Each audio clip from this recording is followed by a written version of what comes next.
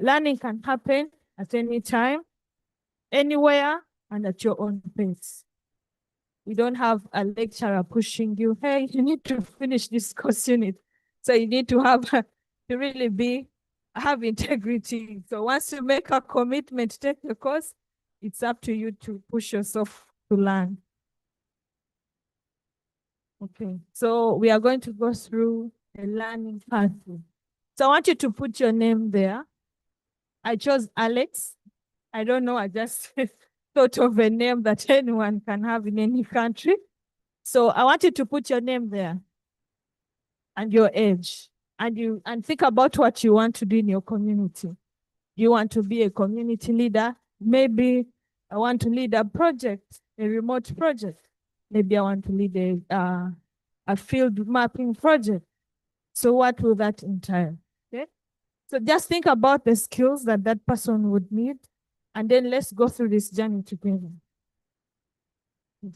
So before, this is how the learning pathway of Alex would look like. First of all, Alex is 20 years old and he would like to be a community leader. What are some of the basic learnings that he needs to have? So he needs to have basic skills. That starts with understanding. Since now we are talking about OpenStreetMap, we are talking about maps, we're talking about community engagement in terms of geospatial data. Then Alex needs to learn and understand different open mappings. So in the Hot Learning Center, we have different basic courses. And one of them is Introduction to OpenStreetMap. What is OpenStreetMap? Which kind of data does it take? Is it points? Is it polygons? Is it points, polygons, you know? Is it relations, etc.? So you need to understand exactly what OpenStreetMap is. You need to understand the different communities, how you can get help from the different communities. The other thing is open mapping. What is open mapping? So we have those courses in the Hot Learning Center. One of them is Introduction to Open Mapping. So Alex would definitely take one of these courses, or all of them. One thing about the Hot Learning Center is that courses are tailored for the youth, and they're really tailored for different audiences. So Alex will be able to learn these basic skills just from understanding what OpenStreetMap is, what open mapping is, and then the use of humanitarian data for OSM. An example would be Alex wants to be a community leader, right? So what are the community needs? Which data can be useful for Alex to be able to support the community? So those are the courses. We also have Introduction to Open Mapping, as well as humanitarian use of OSM data. Okay. So now, after Alex has gotten an understanding of the basics about open mapping, OSM, and which kind of data actually speaks more for his community, Alex needs to learn basic or build the technical skills. So once he's learning the technical skills, that means he needs to do data contribution. In this instance, the courses that can be suggested on the Hot Learning Center, Alex will have to do a learning the Hot Tasking Manager. Who knows the Hot Tasking Manager?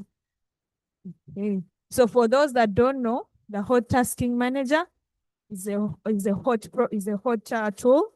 It's also very free. Anyone can use. It's a collaborative platform where you'll be able to designate a specific area of interest. You know, you can't map everywhere at once. So it will split that area into small, manageable tasks, and you'll be able to assign people different tasks. So you can all contribute in one area at the same time, but at different styles or different spots. So it's a very, very good tool. And then Introduction to ID. ID is a basic editing tool. You don't need to download any application. You just need to have your browser, any browser of your preference, have your account set, and you'll be able to digitize. Easy peasy. The other one would be it would be open mapping essentials. So in this instance, Alex is learning how to add basic features like buildings and roads. You know, buildings are used for population estimates. Roads can be used to be able to for relief, you know, to access people. And then they will also be able to contribute to the mapping because they are going to learn how to add their first edits. And Alex will also be able to do collaborative mapping, meaning Alex can create a project and will be able to encourage other youth to contribute to it. So those are the different tools that we have. The other one is JOSIM. Some of you know it. It's a skills. It's a more advanced tool that can also help with quality assurance. Yeah. So remember, Alex has learned basic skills about the open mapping. Alex has now learned about the different technical skills, how he can add his data contribution. The other thing would be now how Alex is going to work with the community. Remember, he wants to be a community leader. So I don't know, community engagement involves working with a couple of people. So in this instance, Alex needs to learn which tools do I need, which tools do all communities can easily access. You know, there's one thing to have a tool, and then accessibility is another. Who of you has heard of ChatMap? So ChatMap for field mapping. So ChatMap is, I don't know if I'll have a session to demonstrate this, but ChatMap is the simplest tool I've ever had. So I went for a conference and someone said, we wanted to collect data, but most of the people didn't have tools to use, but somehow everyone had WhatsApp. Who of you doesn't have WhatsApp in this room? Everyone has WhatsApp. So ChatMap is a tool where you use your WhatsApp, generate coordinates, and be able to generate a web map. As easy as that. Let's say you want to take drainage, like blocked drainages in your village. You check the coordinates, just make sure the accuracy is about 5 meters. Once you've taken the coordinates, take a snapshot of that drainage that is blocked. Save it. Export the chart and create a UMAP. Share with your local authorities. This is why flooding is happening in our community. That we have so many blocked drainage, something like that, as easy as that. So once Alex, I don't know which name you put, now wants to do a simple community engagement. It can be a world cleanup. Take pictures of illegal dump sites. Create a UMAP. Share that. You can even put it on your Twitter. As simple as that. So we have drone mapping. I don't know if some of you have gotten a chance to look at the drone tasking manager. It is also a hot tool. Very, very, I don't know. It's very simple to use. As long as you have a drone, it's not restricted. Fly your drone. Drone tasking manager will help you process the images. Just enter. Just click upload. Enter in your pictures. It will organize for you. It will delete duplicates. And then once everything has uploaded, you already have an image. Upload it in Open Area Map, put it in the hot tasking manager. Then be able to contribute as easy as that. And all those tools I'm talking about are open source. And obviously, we have introduction to open mapping for climate reaction. So in this course, you'll be able to understand different mapping, different climate risks, and how you can contribute. It can do I want to contribute for advocacy, or do I want to actually do something about it?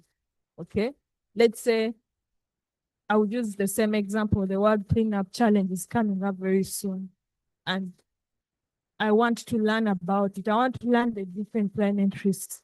I will go do that course, understand what the climate risks are.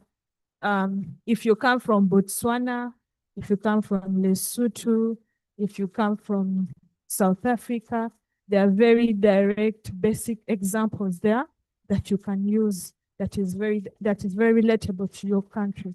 You'll be able to identify one and understand how you can make use of that data. So yes, in this instance, Alex is learning different community needs. Alex is also learning how to work with different communities. For instance, if you check out the chat map for field mapping, you learn that there's a session where it shows you now how do you work with communities, how do you work with stakeholders. Remember, you're collecting data from the field and you're working with communities in some situations, then you need permissions. So all that is there. The problem. So I want you today to create your own learning pathway. This is just it's a little of what the Hot Learning Center can offer. Create your own learning pathway. Number one, have your goal. What do you want to do? Do you want to lead a remote mapping project? Do you want to lead a field? Then after that, identify one course you want to do and set a timeline. Remember, it is self-paced. No one is going to go around to chase you to do the course. So it is self. Yes, so this is I'm finishing. Your remote is a problem. I would have finished. So one thing I can say is before the weekend, please visit learn.hotosm.org, or you can just type in Hot Learning Center. It's the first one that pops up, and enroll to a course. You can explore and see the different courses that are there. And then complete a module would be one, okay? And then once you do that, share with someone your findings. Yeah, so thank you very much. My last message to you all is leadership is a continuous learning. All of us are learning. Probably we have Leadership Pro Max, Leadership Mini, Leadership whatever. So it's a learning, it's a learning journey.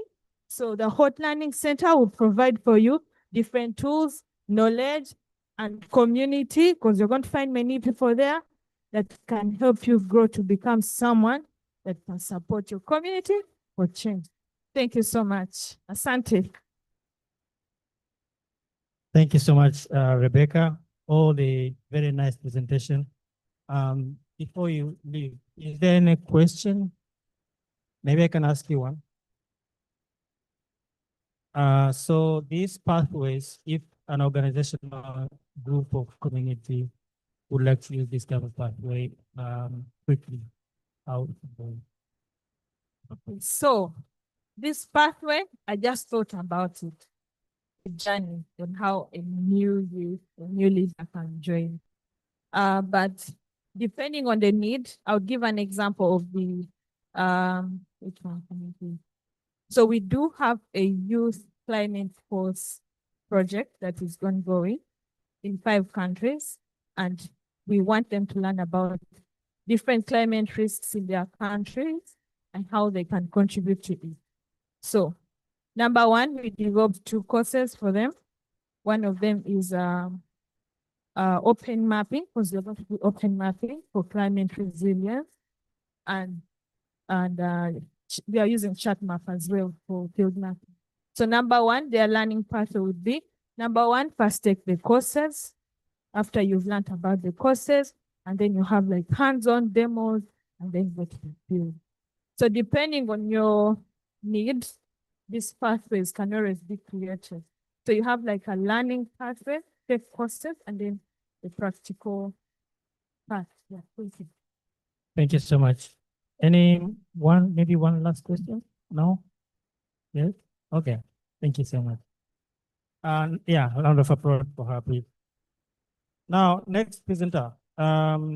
The next presenter is going to present about Amberley Maps, building Africans' local mapping infrastructure for resilient services and community empowerment.